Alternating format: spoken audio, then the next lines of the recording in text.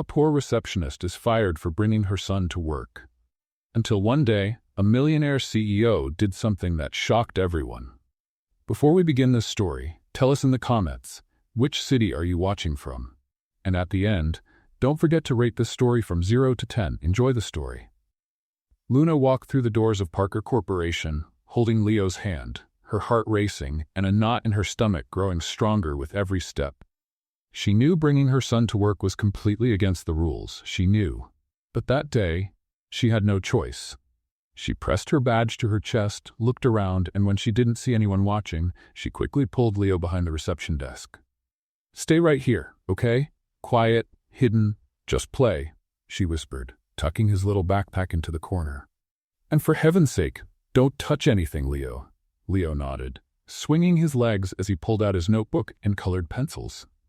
The plan seemed to work for exactly 2 minutes, until the phone rang. "Parker Corporation, good morning," she answered automatically, adjusting the headset. "Luna, transfer this call to the 8th floor, now," barked Director Peterson's sharp voice. "Yes, sir," she replied, reaching for the transfer panel. That's when she noticed a tiny curious finger moving straight toward a flashing red button. "No, Leo, don't touch that. Don't." But it was too late. The loudspeaker came on with a sharp buzz, echoing through the entire lobby. And then, the next second, "I already said, if that contract doesn't close today, I'm firing half the marketing team." The director's voice boomed, live, loud and clear for everyone to hear. "Oh no, no, no." Luna practically dove onto the panel, hitting every button she could find, her fingers trembling, palms sweaty, almost yanking the phone cable out. "Turn it off? Please turn it off." People froze. The security guard stood with his coffee halfway to his mouth. An HR rep dropped her paperwork. The whole lobby turned into an audience. "Oh no." Luna yanked the phone cable so hard she nearly took the monitor with it. The sound finally stopped. She was gasping for air, shaking, pale, hands in her hair, staring at Leo with wide eyes, stunned, unable to believe what had just happened. And then, the most dreaded sound in the universe filled the air. "What is going on here?" Ashley's sharp voice sliced through the entire lobby. Luna's blood ran cold. She turned slowly, and there stood Ashley, the reception manager, wearing a flawless white blazer, her high heels clicking like a judge's gavel, hair pulled back in a bun so tight it looked like it hurt. Ashley's eyes went wide when she saw Leo sitting there with a notebook in his hands, holding a colored pencil. What is this ridiculous child doing here? The word ridiculous hit Luna in the chest like a punch. Don't talk about him like that," she said, stepping in front of her son immediately. Ashley marched closer, crossed her arms, and exploded. "This is not a daycare, Luna. This isn't a playground. This is a company, you irresponsible woman. Do you have any idea what you just did? How many rules you broke?" I swear it was an accident," Luna tried to explain, her voice shaking, shielding Leo behind her legs. "Accident?" Ashley scoffed, laughing mockingly. "That little brat hit a button and almost ruined one of our biggest contracts." That's when Luna lifted her chin, eyes teary but firm. "It wasn't him," she said, voice trembling but determined. "It was me. My hand slipped and hit the button. It was my fault, and if someone needs to be blamed here, it's me." Ashley's eyes widened. "That's a flat-out lie. I saw him press it. Everyone saw." "And he's just a child." Luna snapped, holding back tears, but now with a fire burning in her chest. "He's not the problem, Ashley. I am. And if you want to fire me, fine, but don't you ever raise your voice at him again, ever." The entire lobby went silent. People froze at the elevators, others pretended to look at their phones, even the coffee machine seemed to stop working. Ashley crossed her arms, took a deep breath, squinted, and then, dramatically, ripped Luna's badge from her chest. "Perfect. You are officially fired, and I want you out. Now." Luna's chest sank, her knees went weak. She gripped Leo tighter, took a deep breath so she wouldn't collapse right there. She looked around, hoping for any trace of empathy, of support, but all she saw were turned faces, people pretending not to notice. She squeezed her son's hand, swallowed hard, and lifted her chin. "Come on, Leo," she said, holding on to the little dignity she had left. "We don't need this place." The automatic doors opened, and at that exact moment, as if the universe had just been waiting, the rain poured down. Leo looked up and said, with that honesty only a child has, Mom, I think the sky is crying with us. Luna closed her eyes, took a deep breath, and forced a smile, holding back her tears. No, sweetheart, she answered, swallowing the lump in her throat. The sky is just trying to see if we know how to swim. What she didn't know was that the storm wasn't an ending. It was just the beginning. Cold rain hit Luna's face like tiny needles as she walked out of Parker Corporation with Leo in her arms. The 5-year-old felt heavier than she remembered, but her arms were trembling more from nerves than from tiredness. Mommy, why are you walking so fast? Leo asked, holding tightly around her neck as she hurried down the wet sidewalk. We're just heading home, sweetheart. That wasn't true. Luna had no idea where she was going. Her thoughts were spinning in desperate circles as rain ran down her hair, stuck to her forehead, and blurred her vision. Fired. I've been fired. The words repeated in her head like a broken record. 6 months working at that reception desk. 6 months arriving on time, smiling at grumpy clients, organizing schedules for people who barely knew her name. And now. Hey, Mommy, Leo said loudly enough for a few people nearby to hear. Is that mean lady still in there with that feather duster hair? A woman with a red umbrella walking past gave a quiet chuckle. Leo, lower your voice. Luna whispered, but she couldn't hide a small smile at the corner of her mouth. But it's true, Leo insisted, waving his little hands. It looked like she stuck her finger in the outlet and her hair went like poof. He made a big explosion gesture that made a young man waiting for the bus laugh out loud. Leo. Luna tried to sound serious, but her son's innocence was impossible to resist. And she talked like this, blah blah blah. Leo mimicked Ashley's high-pitched voice with an exaggerated face, which made even a man in a suit laugh. For a moment, Luna almost forgot about the situation. Almost, until reality hit again like a cold slap. The rent. $800 due next week. Luna did the math in her head. Exactly $215 in her bank account. Her credit card had been maxed out for 2 weeks, and now no job. Mommy, are you okay? Leo touched her face with his little wet hand. You look sad again. No. Mommy's just thinking about how we're going to survive. Leo's school costs $300 a month. Her car payment was $180. Health insurance, $250. Food, electricity, water, gas. Luna felt a tightness in her chest that almost made her stop walking. How am I going to find another job fast enough? The rain was getting heavier, turning into a real downpour. Luna looked around, trying to find somewhere to stay dry. Her clothes were soaked through, and Leo was starting to shiver in her arms. Mommy, I'm getting wet. I know, sweetheart. Let's find a place to wait for the rain to stop. She spotted a red and white striped awning across the street. A food truck. The smell of hamburgers and French fries floated in the air, mixed with the scent of rain on hot pavement. Luna crossed the street almost running, dodging puddles. By the time she got under the awning, she was out of breath and completely soaked. Wow. Leo shook his head, sending little drops of water everywhere. Now we're like 2 little fish out of the tank. Luna set Leo down and started trying to dry him with her own wet shirt. It didn't help. Her hands were shaking. She couldn't tell if it was from the cold or from the growing panic inside her. That's when she heard fast footsteps approaching. A tall man, wearing a dark suit soaked through, ran to take cover under the same awning. Wow, what a storm, the man said, brushing his wet hair back. Luna glanced at him quickly. He looked sharp, probably in his mid-30s, and even with his suit wet, it still looked expensive. Most likely some corporate executive. Hi. Leo waved cheerfully at the stranger. Did you turn into a little fish in the rain too? The man smiled, surprised by the boy's friendliness. I think I did. And what about you? Me and Mommy are runaway fish, Leo replied, excited. We ran away from that big building over there. Leo, Luna murmured, embarrassed. Why does your hair look like a wet dog? Leo asked with the pure honesty only a 5-year-old has. The man laughed, a warm, genuine laugh.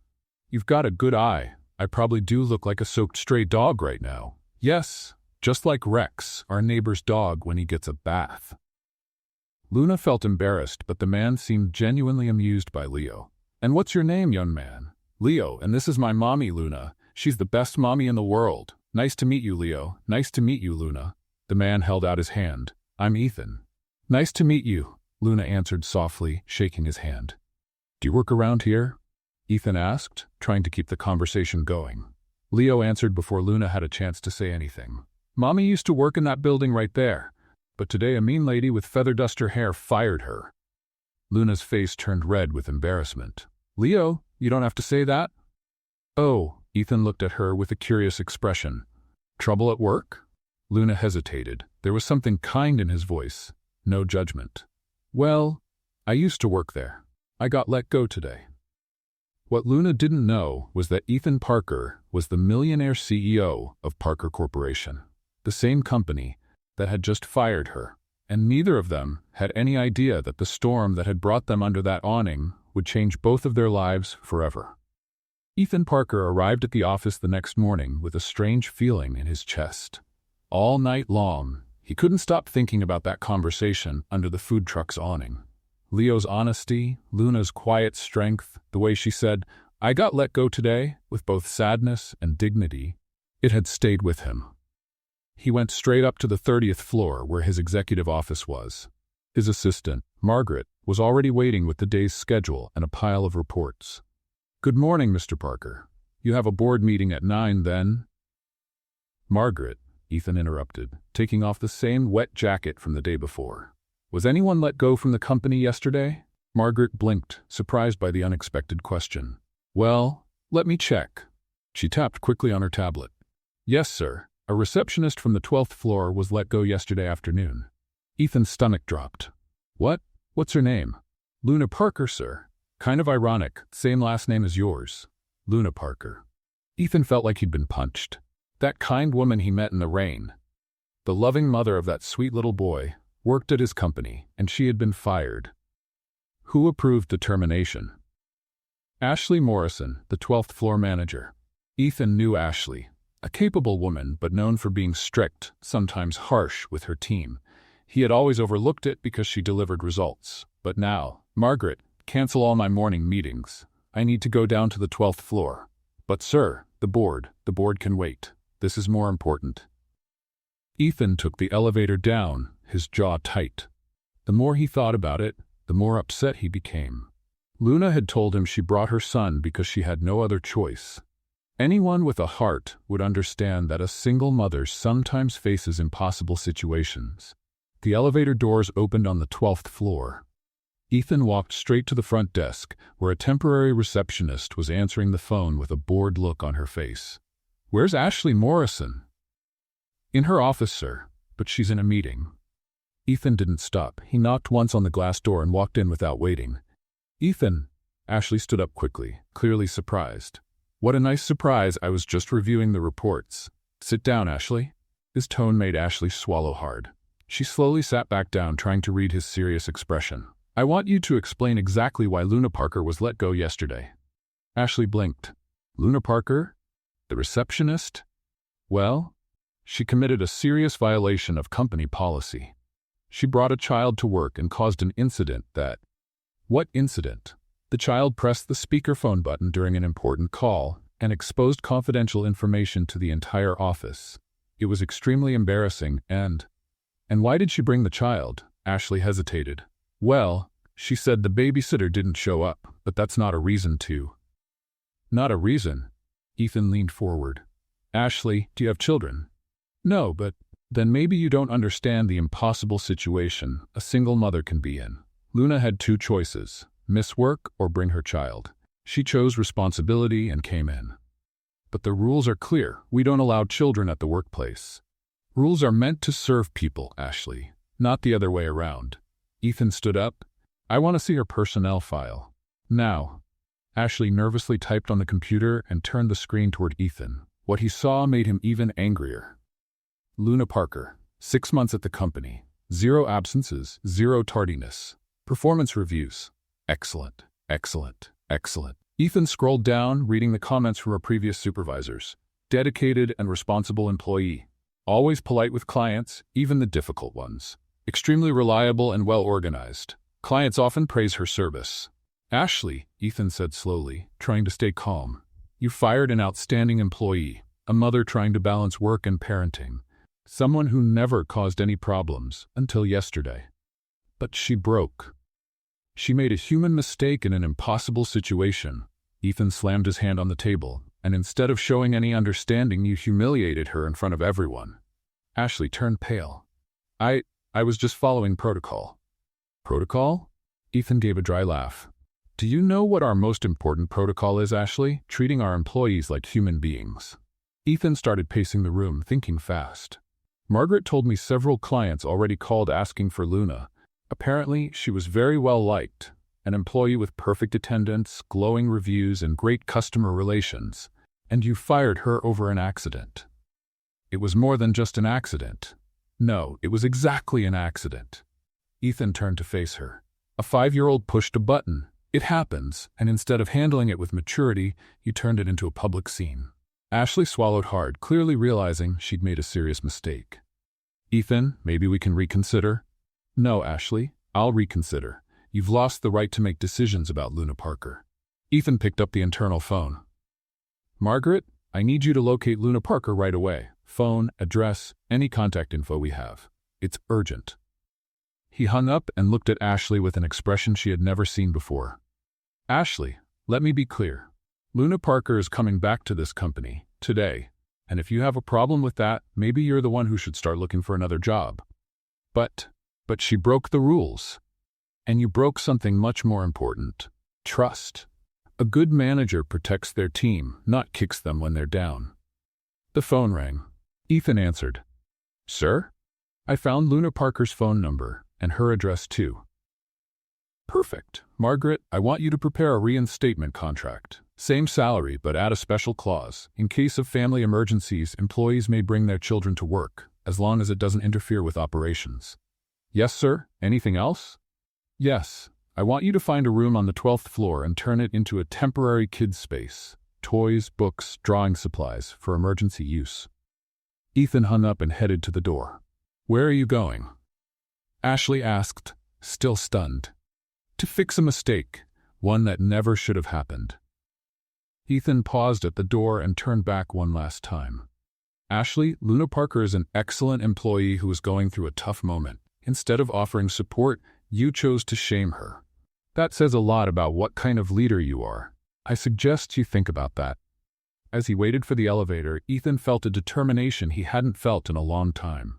This wasn't just about fixing an injustice. It was about doing the right thing. And deep down, he knew he wanted to see Luna and Leo again. He wanted to see that genuine smile, hear the little boy's curious questions, feel that rare lightness he had experienced under the food truck awning. The next morning, Luna woke up with a knot in her stomach that had started to feel permanent. At 3 a.m, she was still browsing job websites on her old laptop, which kept freezing every 5 minutes. The options were discouraging. Receptionist with at least 2 years' experience, retail associate available on weekends, call center work that barely covered rent. Mommy, why are you up so early? Leo stood in the bedroom doorway, still in his pajamas, rubbing his eyes. I was just looking some things up, sweetheart. Looking up how we won't end up on the street. Luna closed the laptop and forced a smile. How about we have some breakfast? As she was making toast with the last of the jam in the fridge, the phone rang. Hello? Luna? This is Carla from the temp agency. I've got a short gig for today if you're interested. Luna felt a wave of relief. Absolutely. What is it? Window cleaning at a cafe downtown. 8 hours, $80. It's not much, but I'll take it, Luna answered before Carla could finish. 2 hours later, Luna was standing in front of Seattle's best coffee, a charming little cafe with huge windows that definitely needed cleaning. The uniform from the agency was twice her size, making her look like a kid wearing adult clothes. At least it's clean, she muttered to herself, tying her hair back in a ponytail. The cafe manager, a short man with a mustache, gave quick instructions. Windows inside and out. Cleaning supplies are over there. I need it done by 5. Luna grabbed the spray bottle and squeegee, took a deep breath, and started. It wasn't exactly her dream job, but $80 meant food on the table for a few days. She was halfway through the second window when she heard a familiar voice from the other side of the glass. Excuse me, but, Luna? She almost dropped the spray bottle. Inside the cafe, looking at her with total surprise, was Ethan. The same well-dressed man from the food truck. now in a sharp navy blue suit, holding a cup of coffee. Luna felt her face flush. There she was, dressed like a scarecrow, cleaning windows, and who shows up? The only man who'd been kind to her lately. "Hi," she said through the glass, giving an awkward wave with her gloved hand. Ethan stepped out of the cafe and walked up to her on the sidewalk. "What are you doing here?" "Working," Luna replied, trying to sound casual as she kept spraying the glass. "Cleaning windows?" "It's honest work," she said, a little defensive. Ethan looked at her for a moment, as if processing what he was seeing. "Luna, I need to talk to you." "I'm kind of busy right now." She kept scrubbing the glass, avoiding eye contact. "It's about your old job." Luna paused. "My old job?" "You were let go from Parker Corporation, right?" "Yes. So?" Ethan ran his hand through his hair, clearly nervous. "Luna, I'm Ethan Parker, owner of Parker Corporation." The squeegee slipped from Luna's hand and hit the ground with a soft thud. "You're—" "What?" "The CEO of the company you worked for. And I'm here to offer your job back." Luna blinked several times, like she was trying to solve a math problem that didn't make sense. "This some kind of joke?" "It's not a joke. I looked into what happened. Ashley Morrison had no right to fire you. You were an excellent employee." Luna let out a bitter laugh. "Excellent?" "I caused a huge scene. You made a human mistake in a tough situation. Any mother would have done the same." "Look, I appreciate the kindness, but—" Luna bent down to pick up the squeegee, stalling to gather her thoughts. "I don't need charity. It's not charity, it's fairness. It is charity." Luna stood up, holding the squeegee like a sword. The big rich CEO feels sorry for the poor lady cleaning windows and decides to play hero. "Luna, that's not what this is. Isn't it?" She crossed her arms, pride louder than need. "You show up here, find me at my worst, and decide to save me? No thanks." Ethan sighed. "You are the most stubborn person I've ever met. And you're arrogant. You think you can fix other people's lives with a snap of your fingers." That's when a high-pitched voice cut through the argument. "Mom!" Luna turned and saw Leo running down the sidewalk, slipping away from the neighbor who was watching him. "Leo, what are you doing here? Aunt Martha said you were working here." Leo stopped in front of them, out of breath but excited. "Hi, wet dog hair man." Ethan laughed. "Hey, Leo, is my hair better today?" "Yeah, now it looks like real people hair." Leo looked from Luna to Ethan, then back again with that curious look only kids have. "Mister, are you my mom's boyfriend?" "Leo!" Luna turned bright red. "What? You were talking like people who date on TV." Ethan couldn't hold back a laugh, a real, genuine laugh he hadn't had in years. Luna, embarrassed, still felt something warm in her chest when she saw his smile. "No, Leo," Ethan said, still smiling. "I'm not your mom's boyfriend, but I am a friend." "Oh," Leo looked slightly disappointed. "You seem nice. Mom deserves a nice boyfriend." "Leo," Luna wanted the ground to swallow her whole. "What, Mom? It's true. You're always sad when you're alone." Ethan looked at Luna with a softer expression. "Leo's right. You deserve good things. I don't need anyone telling me what I deserve." "Mom, why are you mad at the nice man?" Leo asked, confused. "I'm not mad, sweetheart." "Yes, you are. You're making that face you make when you don't want help." Ethan crouched down to Leo's level. "Your mom is proud. That's a good thing, but sometimes it can make things harder. Just like when she won't borrow money from Grandma." "Leo!" Luna was mortified. "Luna," Ethan stood up, looking her in the eye. "Let me make a different offer. I already said no. If you agree to come back, you can bring Leo anytime you need. We've set up a special area at the office just for him, with toys, books, everything a kid might need." Leo's eyes widened. "Really? I can go to work with Mom?" "Yes," Ethan said. "And there's more. You'll get a raise, not out of pity, but because I found out you were being underpaid for the quality of work you did." Luna opened her mouth to argue, but Ethan continued. "And if you still think it's charity, you can work part-time as a customer relations consultant. Several clients asked about you over the past 2 days." "They asked about me?" "They did. Seems you had a special gift for handling difficult people." Luna looked at Leo, who stared back at her with hopeful eyes. "Please, Mom? That way I can play while you work." "Leo, it's not that simple." "Mom," Leo held her hand with both of his small ones, "the man's being nice, and you said nice people deserve a chance." Ethan waited quietly, watching Luna wrestle between pride and necessity. She sighed. "I need to think about it." Of course, but Luna? Ethan took a card from his pocket. Don't think too long. The offer won't be there forever. Leo snatched the card before Luna could and read it aloud. Ethan Parker, CEO. Wow, Mom. He's the boss of the bosses. Yeah, Luna whispered, finally grasping the weight of what was happening. So? Ethan asked. Can I expect an answer by tomorrow? Luna looked at her oversized cleaning uniform, then at Leo's hopeful smile, and finally at Ethan, standing there patiently. Maybe, just maybe. It was time to set her pride aside. By tomorrow, she agreed. And for the first time in 2 days, she felt a spark of hope. Luna ran her hand through her hair for the 10th time in 5 minutes as she waited for the elevator at Parker Corporation.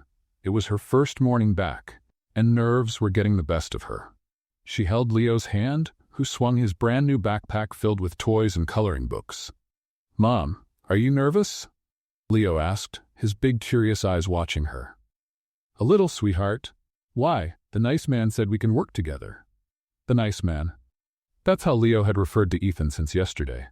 Luna couldn't stop thinking about that conversation outside the cafe, the way Ethan had laughed at Leo's unfiltered questions, the space he'd made just for her son. The elevator doors opened on the 12th floor.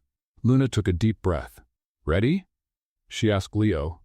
Ready, he excited. The first thing Luna noticed was that Ashley wasn't at the front desk. Instead, Margaret, Ethan's executive assistant, was waiting with a warm smile. Luna, so glad to have you back. Margaret reached out her hand. I'm Margaret, Mr. Parker's assistant. He asked me to show you the changes we made. Changes? Margaret pointed to a glass door next to the reception area. Inside, Luna saw a cozy corner with a colorful rug, a small bookshelf, a low table with crayons and paper, and even a few toys. Mr. Parker had it set up last night. It's Leo's space. Leo's eyes lit up like stars. Really? All this is for me? Just for you, Margaret confirmed. There's even a special snack in the mini fridge. Leo ran off to explore his new little world while Margaret walked Luna through the updates at reception. New computer, upgraded phone, and look, she pointed to a golden nameplate on the desk. Luna Parker, Client Services Coordinator. Coordinator? Luna's eyes widened. Immediate promotion. Mr. Parker's orders. At that moment, Ethan himself appeared in the hallway, walking toward the front desk with a folder in hand and a friendly smile. Good morning, Luna. How are you feeling?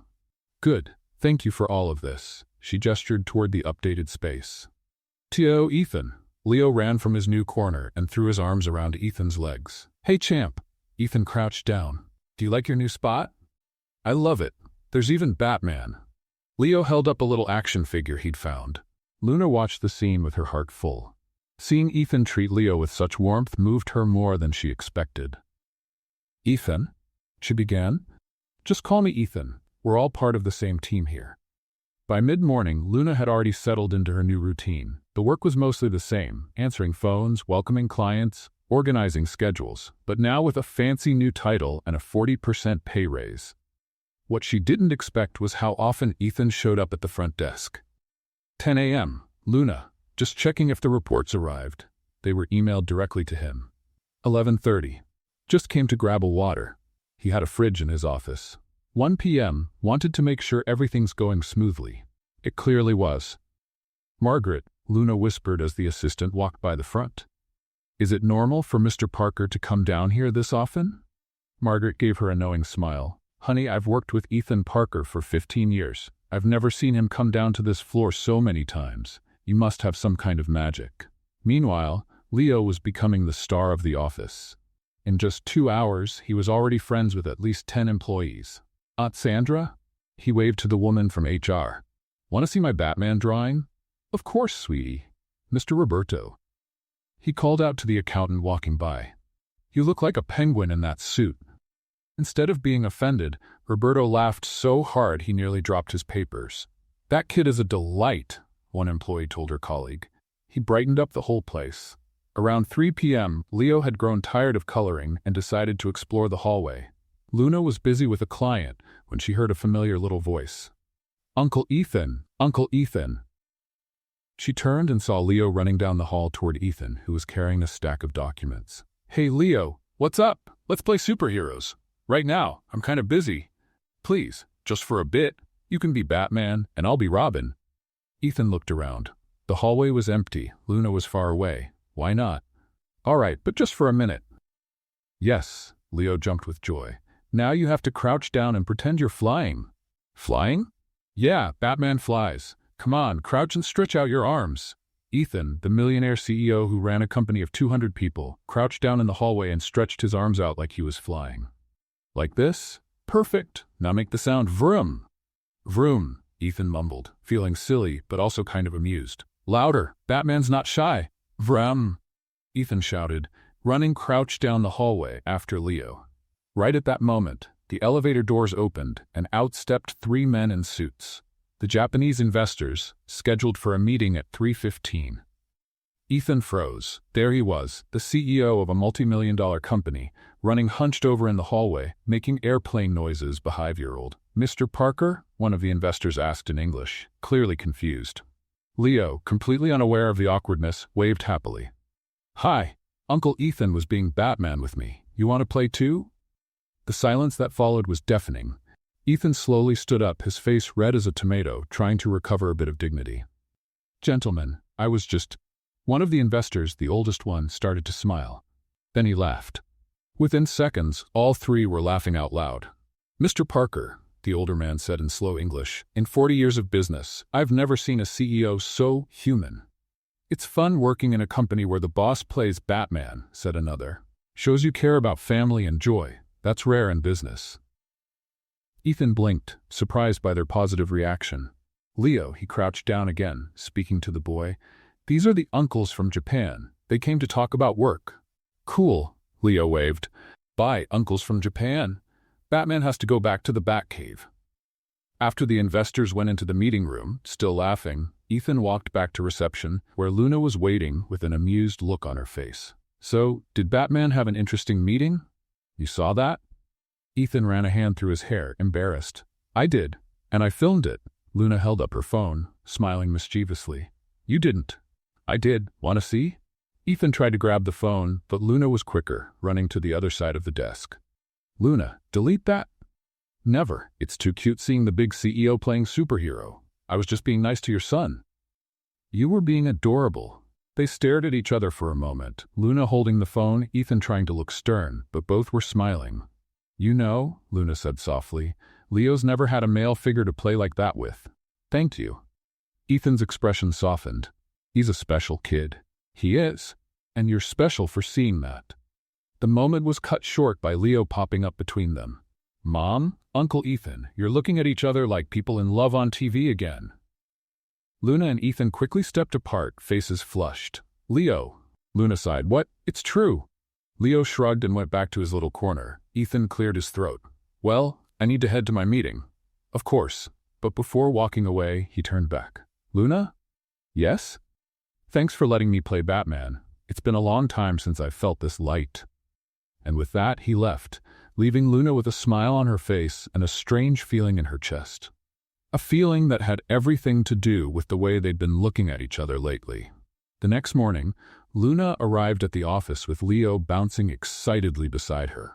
The little boy had already settled into the new routine and treated his little corner like it was his personal kingdom. Mom, today I'm going to draw a castle for Uncle Ethan, Leo announced as he ran to his spot. That's nice, sweetheart. Luna settled in at the front desk, turned on the computer, and started checking the morning emails. Everything was normal, nothing unusual until...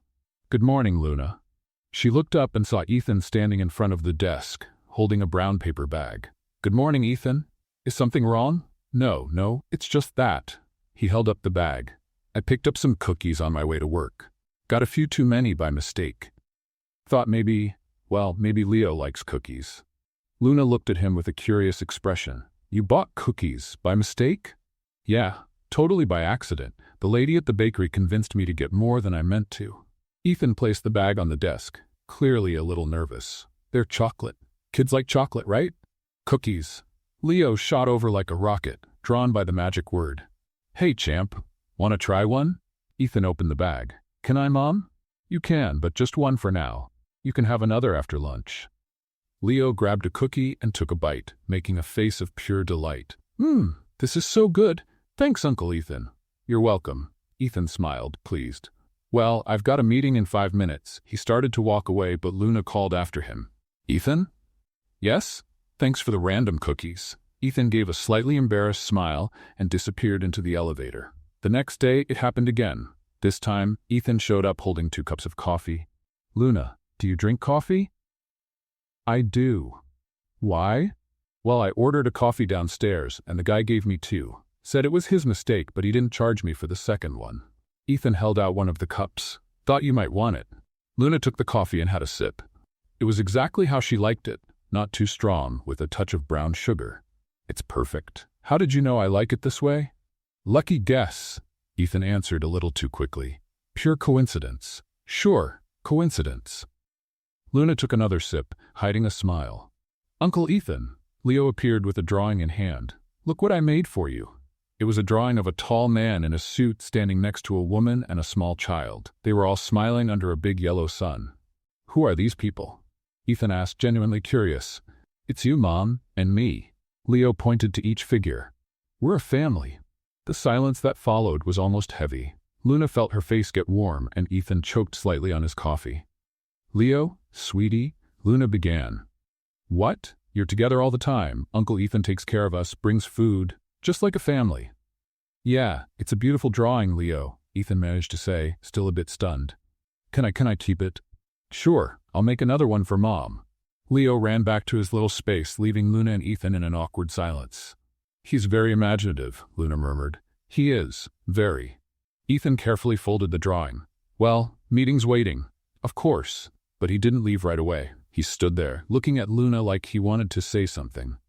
Ethan, is everything all right? It is, it's just that, he hesitated. Are you happy here? I mean, working here? I am. Why do you ask? Just wanted to be sure, after everything that happened. Ethan, you saved my life. Leo and I are doing really well here. They looked at each other for a few seconds until Ethan cleared his throat. Great, that's good to hear. And this time, he really did leave. On Thursday, it was lunch. Luna, have you had lunch yet? Ethan appeared with a bag from a Japanese restaurant. Not yet. I ordered Japanese food, but they gave me way more than I could eat. Want to share? Luna looked at him with an amused expression. Let me guess. The restaurant made a mistake? Exactly. They mixed up the order. Ethan avoided her eyes. There's sushi, yakisoba, tempura. Sushi! Leo shouted from his little corner. I love sushi. You don't even know what sushi is, Luna laughed. Yes, I do. It's that fish Grandma buys at the Japanese store. Ethan crouched down to explain. Sushi is raw fish, Leo. You sure you want to try it? Raw fish? Leo made a face. Yuck. I'd rather have the yakisoba. Yakisoba is noodles. You'll like it. Ethan opened the containers on the reception desk. We can't eat here, Luna protested. What if a client shows up? Margaret can cover for a few minutes. She loved the idea of you two having a proper lunch. They sat around the desk, eating with plastic chopsticks. Leo was trying to grab noodles and making a hilarious mess, while Luna and Ethan laughed at his efforts. Like this, Leo. Ethan showed him how to hold the chopsticks. See? It's like picking up food with 2 little sticks. Why don't Japanese people use forks like normal people? Leo asked, genuinely puzzled. It's tradition, Ethan explained patiently. Each country has its own customs.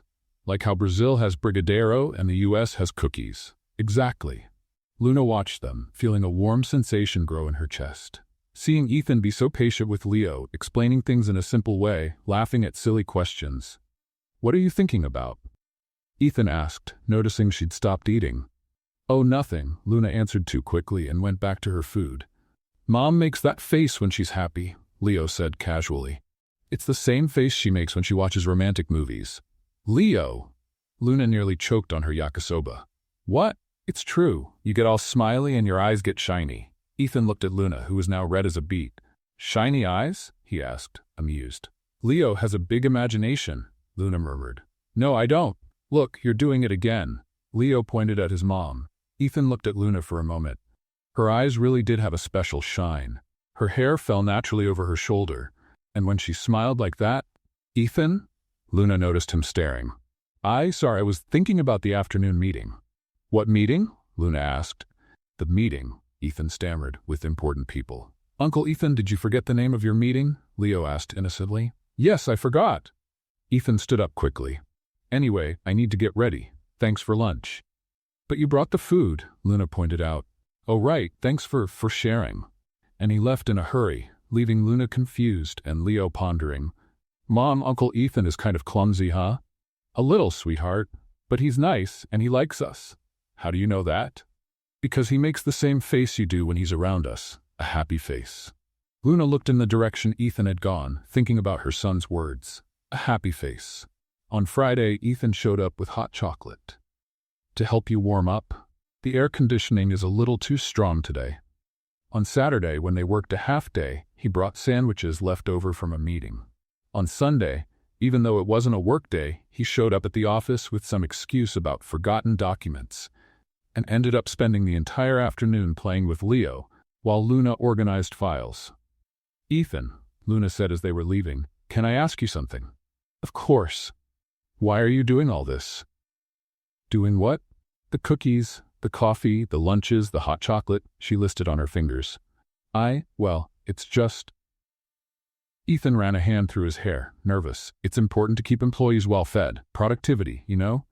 Productivity, exactly. And the other employees? Do you bring them coffee too? The others, Ethan hesitated. The others don't work this closely with me. I see. They stood in front of the elevator, both pretending not to notice what was going on between them. Luna? Yes? Do you like breakfast? I do. Because tomorrow I might stop by a new bakery and maybe they'll have really good croissants and maybe I'll accidentally buy too many. Luna smiled. Ethan? Yes. You're not very good at pretending it's a coincidence. I'm not? No. But she stepped into the elevator with Leo. I do like croissants. The doors closed, but not before Luna saw Ethan smile in a way she'd never seen before. A way that made her heart race and confirmed what she had already started to suspect. Something was changing between them. Ashley Morrison watched from the window of her new office on the 11th floor as Ethan chatted with Luna down at the reception desk. Her perfectly manicured red nails dug into her palms every time he smiled at that. That former employee. 3 weeks. It had been 3 weeks since Luna came back, and Ashley had seen Ethan go down to the 12th floor more times in one day than he used to in a whole month. This can't go on, she muttered to herself, adjusting her tight bun. After her disastrous meeting with Ethan, Ashley had been promoted to record supervisor. Basically, a fancy exile. She knew Ethan wanted her gone but couldn't fire her without just cause. Not yet, but if she could prove Luna was incompetent. A cruel smile spread across Ashley's lips when she saw the perfect opportunity. On her desk was the monthly client report, the one she had altered the night before, changing some numbers to make it look like Luna had made serious mistakes in customer service. Showtime, she whispered, picking up the papers and heading to the elevator.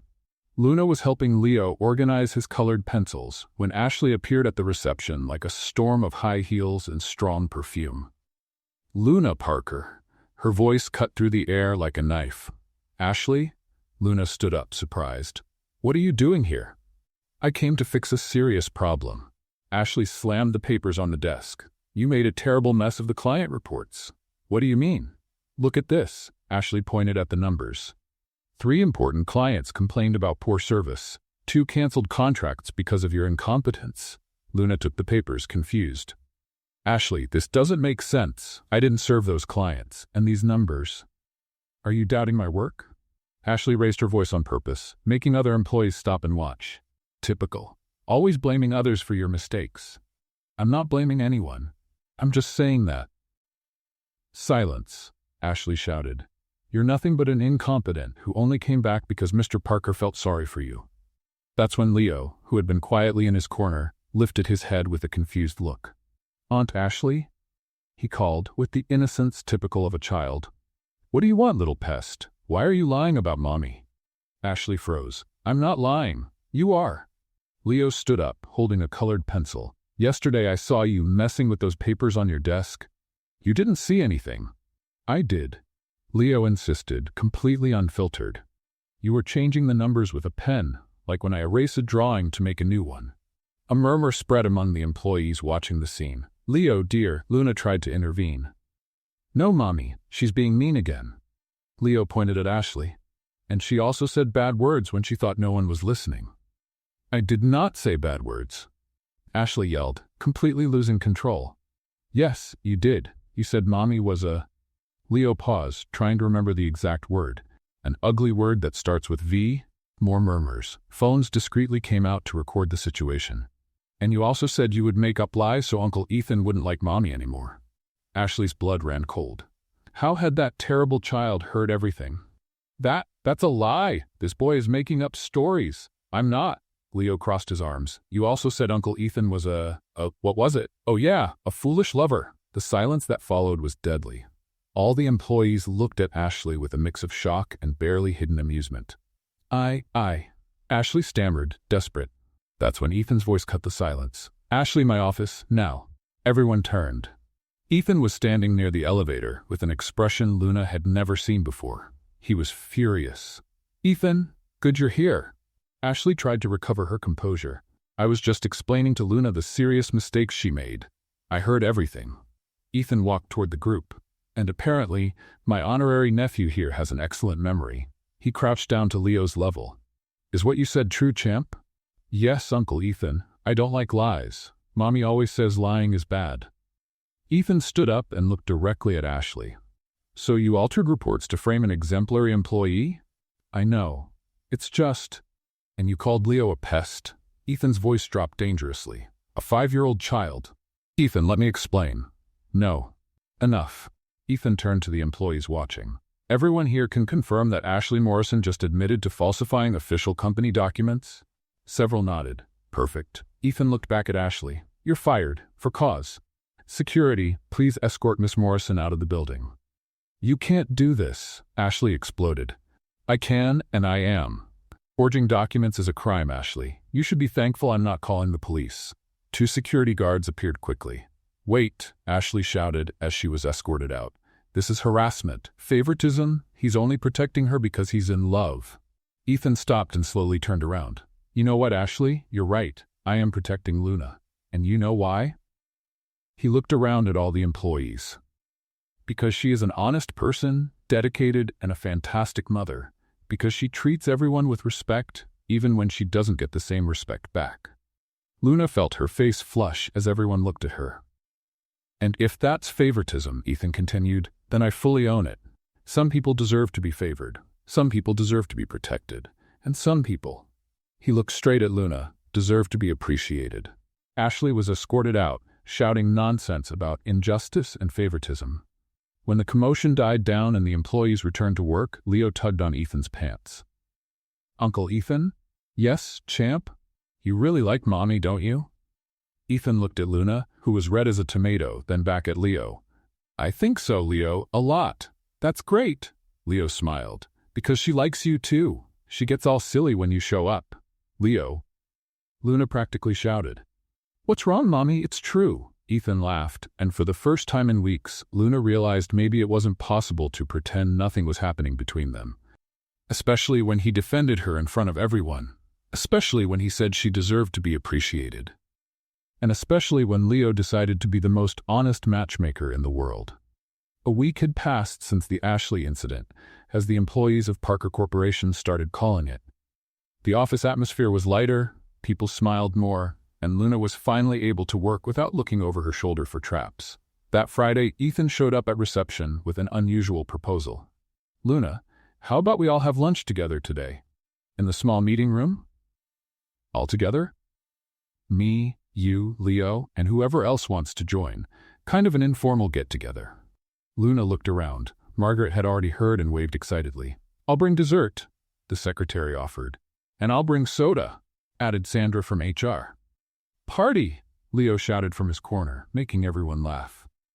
An hour later, the small meeting room was transformed. Margaret had brought colorful napkins, Sandra filled the table with sodas and juices, and Ethan arrived with way too much pizza.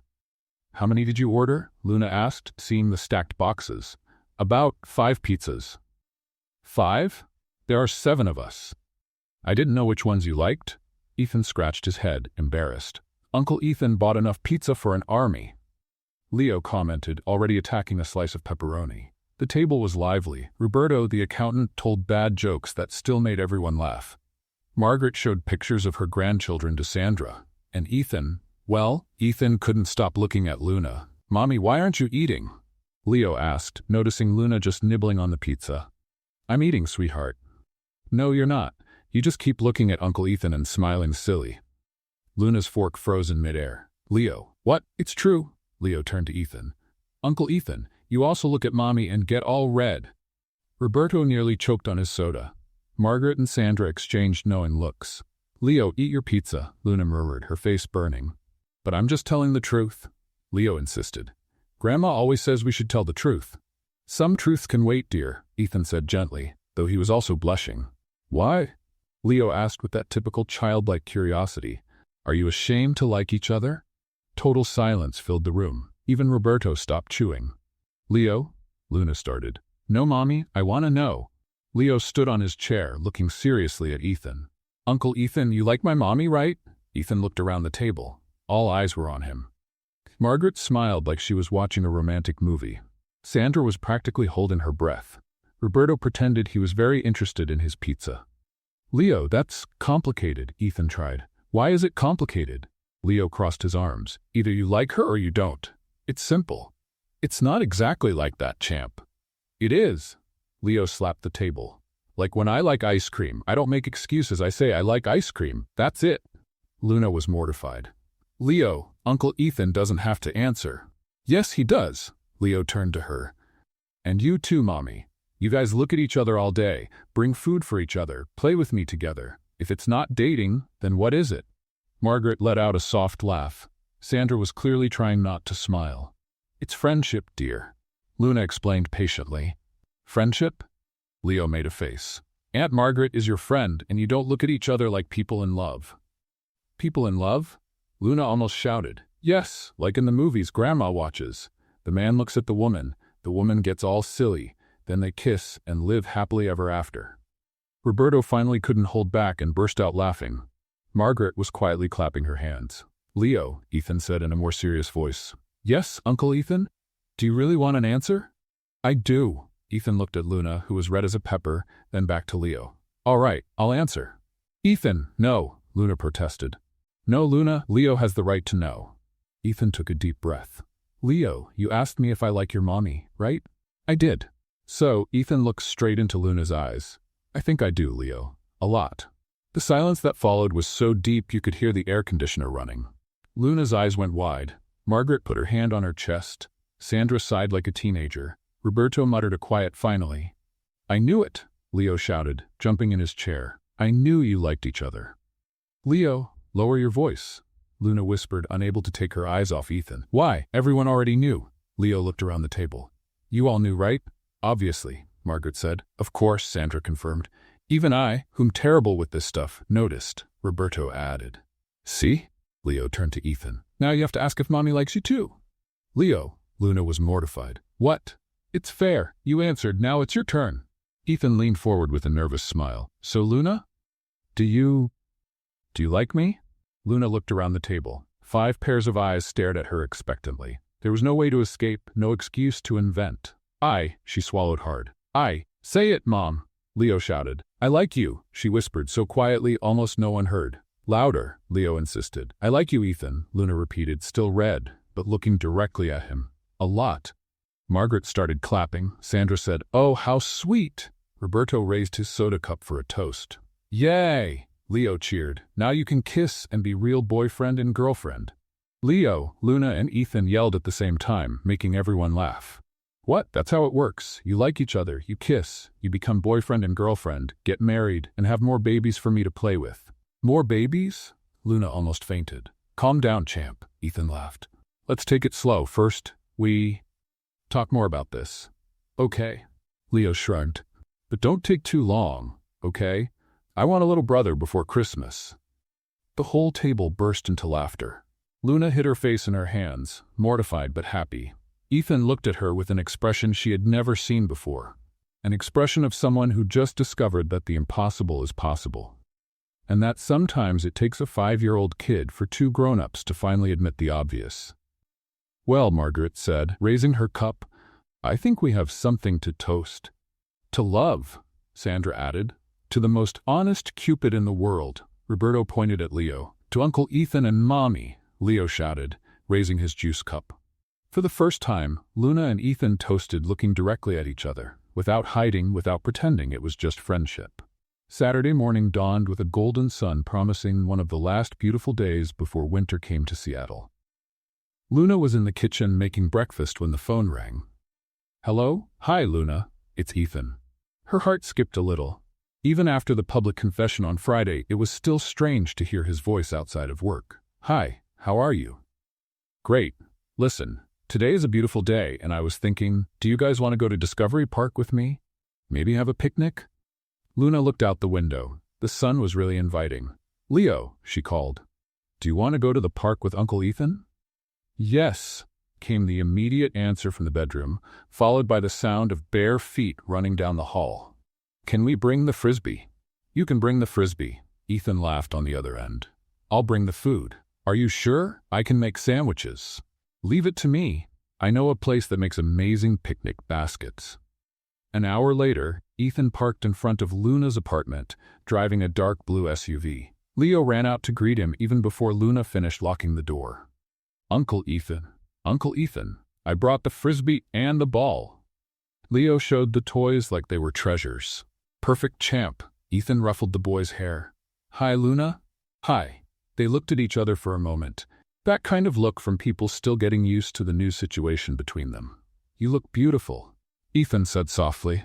Luna had chosen a simple floral dress and a beige cardigan. Nothing too fancy, but she had taken special care. "Thank you." She looked at him, casually dressed in jeans and a light blue shirt. Different. Not in a suit. Better or worse. Different in a good way. She smiled. "Hey." Leo appeared between them. "Are you going to keep staring at each other all day, or are we going to the park?" Discovery Park was perfect. Families spread out on the grass, kids running, dogs playing, and a stunning view of the bay. Ethan had really gone all out. The picnic basket was full of gourmet sandwiches, fresh fruit, natural juices, and even decorated cupcakes. "You went overboard," Luna said, admiring the food laid out on the checkered blanket. "I wanted it to be special." "It is special," she assured him. Leo, of course, was more interested in playing than eating. "Let's play frisbee," he announced, already running across the lawn. "Hey, eat something first," Luna shouted. "Later, Mom. Now it's playtime." Ethan stood up, holding out his hand to Luna. "Shall we?" "He's right. It's time to play." The next 40 minutes were a mix of laughter, joyful shouts, and healthy competition. Leo was surprisingly good with the frisbee, though his throws were completely unpredictable. "To Mom," he shouted, throwing the disc the wrong way. Luna ran after the frisbee, stumbled on a small hill in the grass, and fell sitting down, laughing. "Are you okay?" Ethan ran over to help her. "I'm fine." Luna laughed so hard she could barely speak. "I just hurt my pride." Ethan reached out to help her up, but instead sat down next to her on the grass. "The view from down here is interesting." "It is," Luna agreed, still laughing. "Very low." Leo came running back. "Mom, you fell." "I did, dear, but I'm okay. Is Uncle Ethan going to take care of you?" "I will," Ethan answered, looking at Luna with a gentle smile. "Good." Leo threw himself down on the grass between them. "Now let's make grass angels." "Grass angels?" Ethan asked. "It's like snow angels, just without snow." Leo lay down and started moving his arms and legs. "Come on." Luna and Ethan looked at each other and, after a moment's hesitation, lay down on the grass too, making imaginary angels while Leo laughed wildly. "You guys look like big kids," Leo said. "Sometimes it's good to be a big kid," Ethan said, looking at the blue sky. After the grass angels, they returned to the picnic blanket. Leo attacked the cupcakes like a lion, while Luna and Ethan talked about everything and nothing. "Can I ask you something?" Luna said, peeling an orange. "Of course. Why have you never married or dated seriously?" Ethan thought for a moment. "I guess I never met the right person. I always focused a lot on work, and the women I met, well, they seemed more interested in my money than in me. And now, he looked directly at her. Now I've found someone who met me without knowing who I was. Someone who treated me like a regular person under a food truck awning." Luna felt her face warm. "Ethan, and there's more," he continued. "I found someone who comes with an amazing little boy who taught me how to play Batman in the hallway." Leo, focused on his cupcake, looked up. "Are you talking about me?" "We're talking about how special you are," Luna answered. "I know." Leo shrugged and went back to his cupcake. Ethan and Luna laughed. It was impossible not to melt over his simplicity. The sun started to tilt in the sky, casting a golden light that made everything even more beautiful. Leo was tired of eating, and now lay on the blanket, fighting sleep. "Looks like someone will need a nap when we get home," Luna said, running her hand through her son's hair. "It was a perfect day," Ethan said softly. "It really was." They sat side by side, watching Leo almost dozing off when Ethan turned to Luna. "Can I tell you something?" "Sure." "I was scared." "Of what?" "Of messing everything up. Of not knowing how to be this." He gestured between them. "It's been a long time since I allowed myself to feel something like this. And now?" "Now." Ethan moved closer slowly. "Now I don't want to run away anymore." Luna felt her heart race as she realized he was getting closer. Their faces were just inches apart when... "Ew," Leo shouted, making them jump apart immediately. "You're kissing like in adult movies." "Leo," Luna blushed. "We weren't." "Yes, you were. I saw it." Leo sat up, fully aware now. "You were making those faces people make right before kissing." Ethan burst out laughing. "He's right. We were." "So what?" Leo asked. "Why did you stop?" "Because..." Luna stammered. "Because it's awkward with you watching," Ethan finished honestly. Leo raised his hands to cover his eyes. "There. Now I can't see anything." "Leo," Luna laughed. "Come on, Mommy, kiss Uncle Ethan. I promise I won't look." Ethan looked at Luna, who was laughing and shaking her head. "He's not giving up," Ethan murmured. "Not at all," Luna agreed. "So..." Ethan moved closer again. "So," Luna whispered. And finally, there on the grass at Discovery Park, with Leo not looking but obviously peeking through his fingers, Luna and Ethan kissed. It was a soft, sweet kiss full of promises and possibilities. When they pulled apart, Leo was clapping. "I knew you two would get together," he shouted, jumping on the blanket. "I thought you weren't looking," Luna said, still dizzy from the kiss. "I peeked," Leo admitted, laughing. "It was beautiful. Now you're real boyfriend and girlfriend." Ethan took Luna's hand, fingers entwined. "I think so," he said, looking at her. "I think so," Luna agreed. And there, in the middle of the park, with Leo celebrating like it was New Year's, something new officially began. A few days later, the Parker Corporation's event hall had been transformed. Golden lights hung from the ceiling, elegant tables decorated the room, and a small orchestra played soft music in the corner. It was the company's annual party, a gathering of employees, partners, and investors to celebrate another year of success. Luna adjusted the navy blue dress she had bought especially for the occasion. It was her first time attending a company social event, and she was nervous. "Mommy, you look beautiful," Leo said, perfect in his little suit Ethan had insisted on buying for him. "Thank you, sweetheart. You look very sharp, too." Leo had been officially invited to the party. "He's part of the team," Ethan had said when Luna protested it wasn't appropriate to bring a child to a corporate event. "Uncle Ethan." Leo waved when he saw Ethan approaching, looking stunning in a black tuxedo. "Hi, champ." Ethan bent down to greet Leo before turning to Luna. "You look, wow."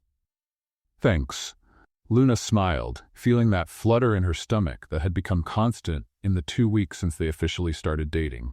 "Mommy, can I go check out the dessert table?" Leo asked, already eyeing the impressive sweets on the other side of the room. "You can, but don't overdo it," Luna called as he ran off. "He's going to be the star of the party," Ethan commented, watching Leo enthusiastically greet every employee he passed.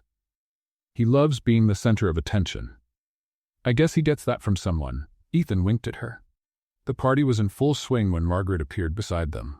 "Luna, you're glowing." "And Ethan." She looked between them with that knowing smile she'd had since they went public. "You make a beautiful couple." "Thank you, Margaret." Luna smiled, still getting used to people talking about her and Ethan as a couple. "By the way," Margaret turned to Ethan, "it's time for your speech." "What speech?" Luna asked, curious. "Every year I give a thank you speech," Ethan explained. "Nothing big. Nothing big." Margaret laughed. "Last year you spoke for 5 minutes and almost everyone fell asleep. Thanks for the vote of confidence, Margaret." A few minutes later, the lights dimmed and someone tapped the microphone on the small stage in the center of the room. "Ladies and gentlemen, our CEO, Ethan Parker." Applause filled the hall as Ethan took the stage. Luna watched from the crowd, proud, while Leo had managed to get a front row seat between Sandra from HR and Roberto from accounting. "Good evening, everyone." Ethan began, his voice echoing through the room. Every year I come up here to talk about numbers, goals, growth, murmurs of agreement from the audience. But this year, Ethan paused, his eyes finding Luna's. This year I want to talk about something different, about people, about family, about second chances. Luna felt her heart race. There was something different in his tone. You know, I built this company from scratch. What you may not know is that I was raised by a single mother. A respectful silence took over the room. My mother worked 2 jobs to support us. I remember seeing her come home exhausted, but always with a smile for me. She taught me that dignity isn't about money, but about character. Luna felt tears welling up.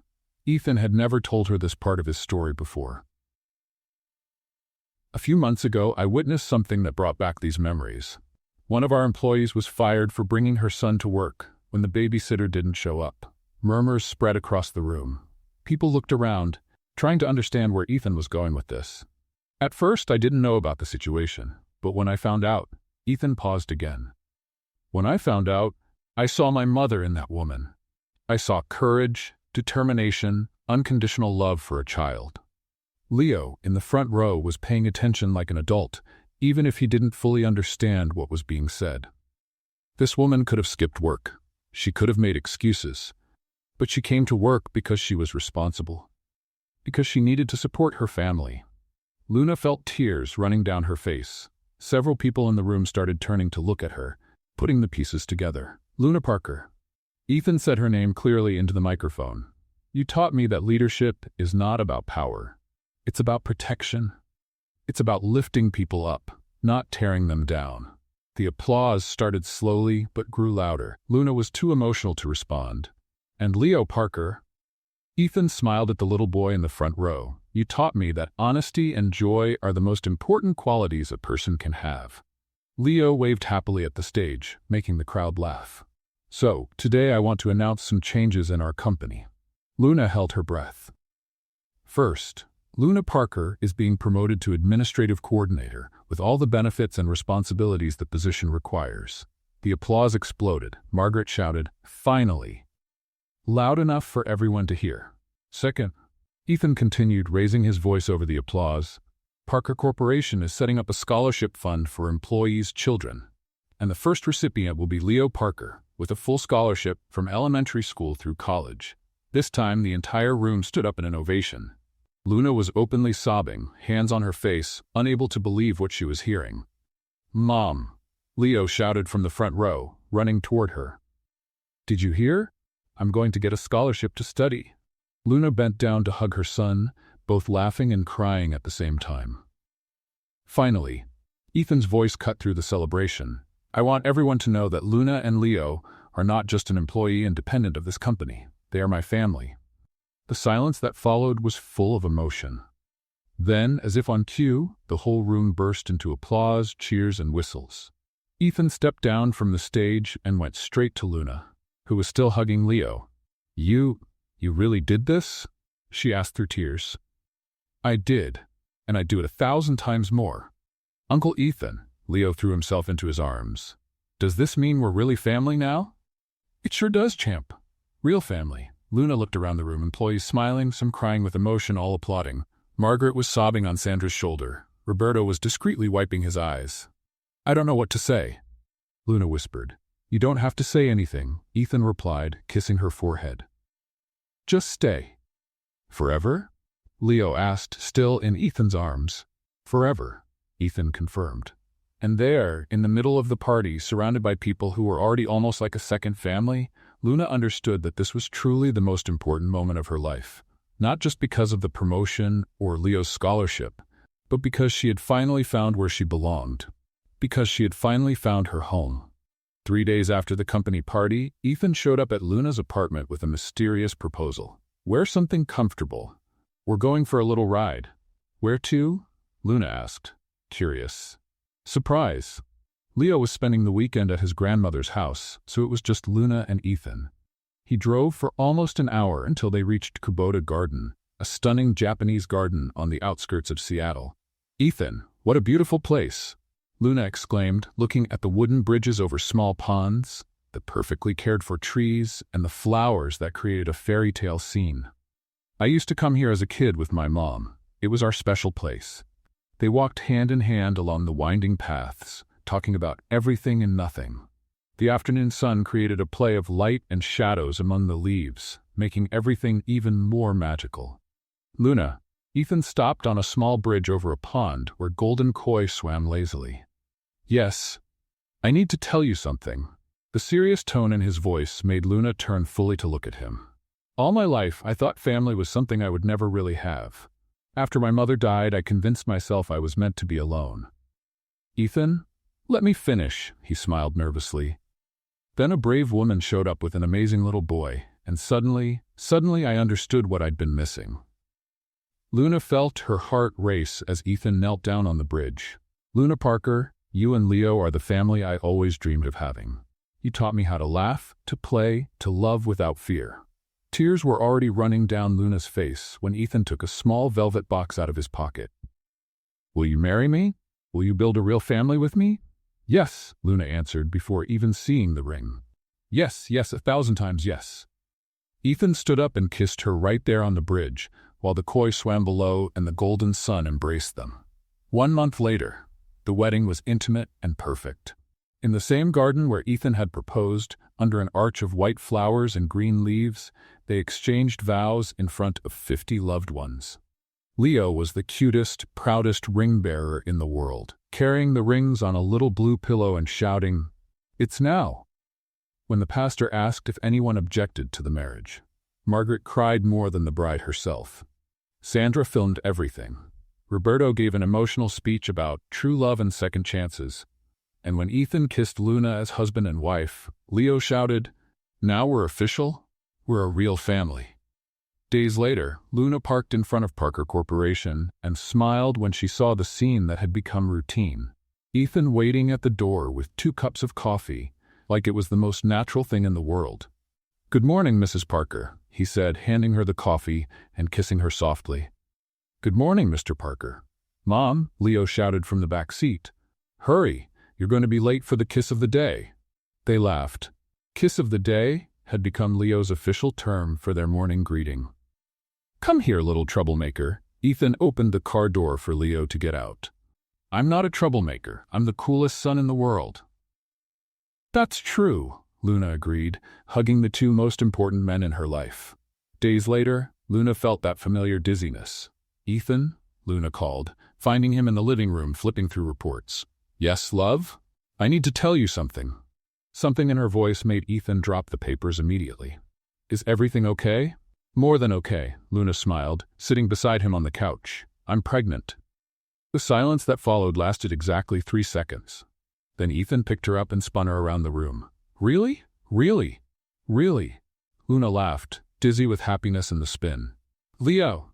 Ethan shouted. "Come here, we have news." Leo came running, still in his pajamas. "What? Did someone die?" "No one died," Luna laughed. "Someone is going to be born. You're going to be a big brother." Leo's eyes got wide, processing the news. "Is there a baby in Mommy's belly?" "Yes! Yay!" Leo started jumping around the room. "I'll teach them how to play Batman." At the first ultrasound, Luna and Leo got a surprise. "There are 2 girls," the doctor announced, smiling at the couple staring amazed at the screen. "Twins?" Ethan whispered, unbelieving. "Twins," the doctor confirmed. Leo, who insisted on coming to the appointment, looked confused at the screen. "Where are the babies?" "They're those little spots, dear," Luna explained, pointing at the screen. "Oh," Leo thought for a moment. "Can I name them?" "We can talk about that," Ethan laughed. "How about Batman and Robin?" "They're girls, Leo." "Then, Batgirl and Rabina?" Months later, the birth was long but smooth. First came Sophia Parker. 3 minutes later, Isabella Parker arrived. Ethan held 1 daughter in each arm, crying without shame, while Luna watched from the bed, exhausted but glowing. "They are perfect," he whispered. Leo, who had spent the night in the waiting room with Margaret, finally got to meet his sisters. "They're so tiny," was his first comment. "All babies are small at first," Luna explained. "Can I teach them how to play Frisbee when they grow up a little? And how to play superheroes? Also, and how to press buttons on the phone?" "No way!" Ethan and Luna shouted at the same time. Luna looked at Ethan and the kids and said, "This is the family I always wanted, and you are the most wonderful dad and husband." Ethan, emotional, smiled and kissed her. What did you think of Luna and Ethan's story? Leave your opinion in the comments. Rate this story from 0 to 10. Subscribe to the channel and hit the bell to follow all our stories, and check out more exciting stories by clicking here on the end screen.